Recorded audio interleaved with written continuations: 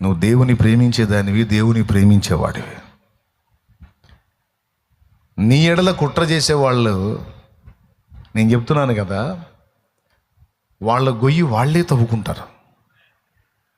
చెప్పాలంటే ఇంకా నిన్ను చంపుదాం అనుకున్న వాళ్ళు వాళ్ళ సావు డేటు వాళ్ళే రాసుకుంటారు. అది ఎలా జరిగిద్దని నన్ను అడగద్దు. మేము ఏ మలుపైనా తిప్పొచ్చు. పైన ఉన్నాడు జగన్నాటక సూత్రధారి. దేవునికి స్తోత్రం కలుగునుగా. అందులో లేఖనంలో కూడా రాయించి పెట్టాడు, గొయ్యి తవ్వు వాడే అందులో పడును అని. అటు గుంటలు తీయొద్దు, గోతులు తవ్వొద్దు. తవ్వినోడు పడుతుంటే మనం ఆపొద్దు. దేవునికి స్తోత్రం కలుగునుగా. ఎందుకు కష్టపడి తవ్వుకున్నాడుగా,